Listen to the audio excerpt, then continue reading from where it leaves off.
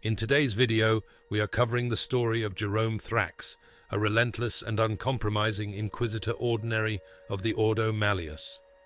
Over his 4 centuries of service to the Imperium, Thrax dedicated his life to protecting humanity from the insidious threats of heresy and corruption.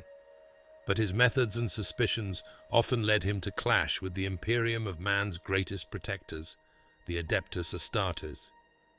As a keen historian of the Imperium, Thrax understood the weight of history better than most. He knew that the greatest dangers to humanity often arose from within. The shadow of the Horus Heresy, though thousands of years in the past, still lingered over the Imperium, a wound that had never fully healed.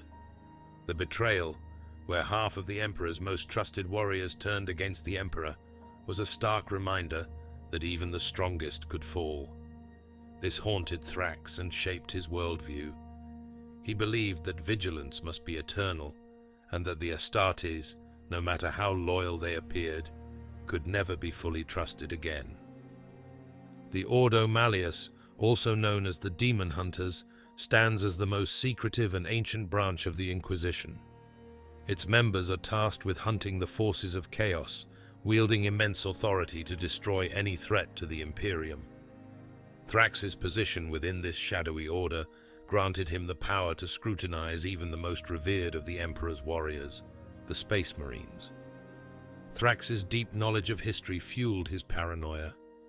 The echoes of the Horus Heresy haunted him, and he believed that the Astartes, while powerful and loyal, carried the same risk of heresy that had once brought the Imperium to the brink of destruction.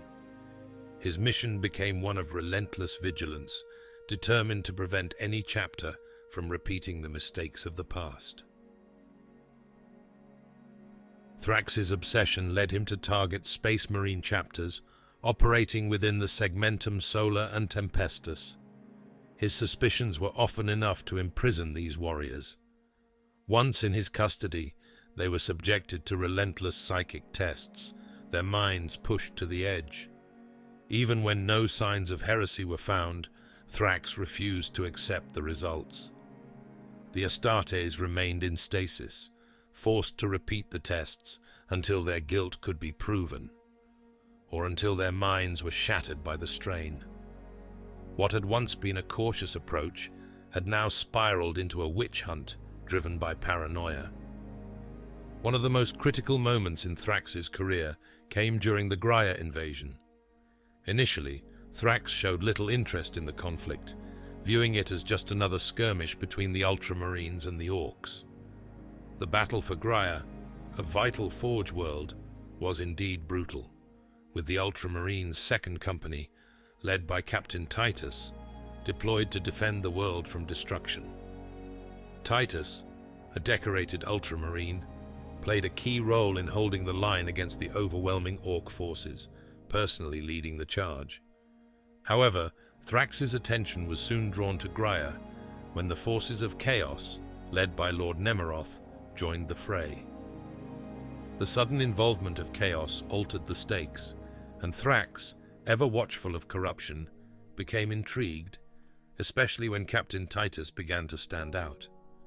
Titus, known for his steadfastness and bravery, fought through numerous encounters with warp-tainted enemies, and remarkably, emerged seemingly untouched by the corrupting influence of chaos. This unprecedented resistance to the warp caught Thrax's attention, and his disinterest turned into suspicion. To Thrax, it was impossible for anyone, even a Space Marine, to resist the corrupting power of the warp so easily.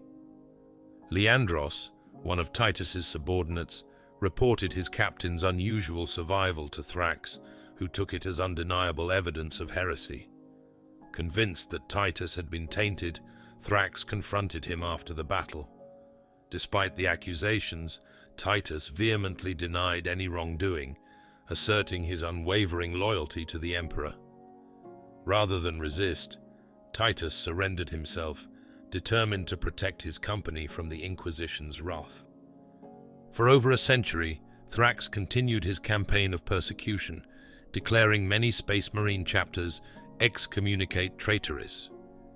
He was the first to raise alarms about the Astral Claw's chapter master, Lugft Huron, whose ambition and defiance would eventually lead to the infamous Badab War, a conflict that saw loyalist space marines turn on their brothers.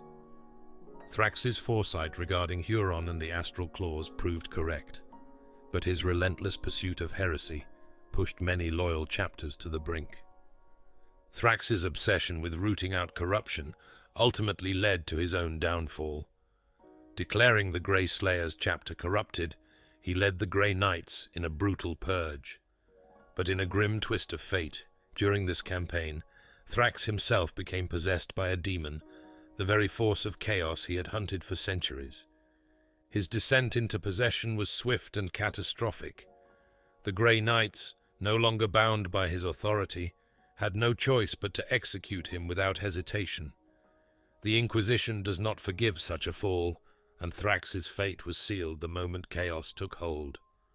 After the fall of Gerome Thrax, the Inquisition wasted no time investigating how one of their own could have succumbed to possession.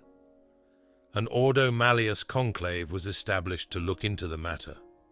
During this investigation, a conclave inquisitor, with the aid of the Red Hunters chapter, seized Thrax's holdings to uncover any evidence that might explain his downfall. Among the possessions taken was Thrax's personal watch station. Once aboard the station, the conclave inquisitor made a startling discovery.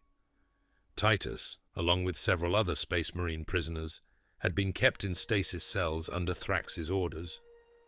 Though the Inquisitor could have taken measures to conceal Thrax's shame, she chose instead to act with transparency.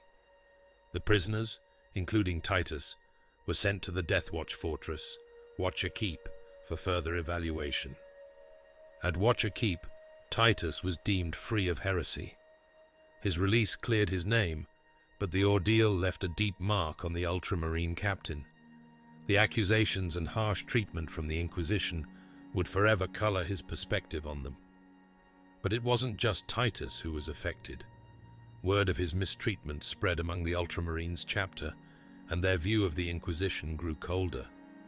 While their loyalty to the Emperor remained unshakable, their trust in the Inquisition had been strained, with many questioning the lengths to which the Inquisition would go in the name of purity. The story of Gerome Thrax is one of tragedy and caution.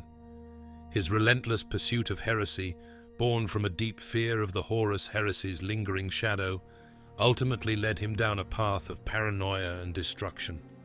Thrax's fall reminds us that even those who serve with the purest of intentions can be consumed by the very darkness they seek to purge.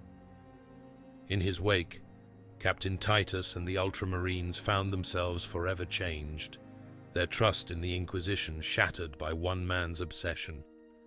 The Imperium, vast and fractured, still bears the scars of the heresy centuries after its conclusion, and figures like Thrax remind us that vigilance, though necessary, must never descend into blind zealotry. As we look back on the legacy of Thrax, we are left with one question. How many more will fall to the weight of the Imperium's own history? Even the most righteous can fall if their zeal blinds them.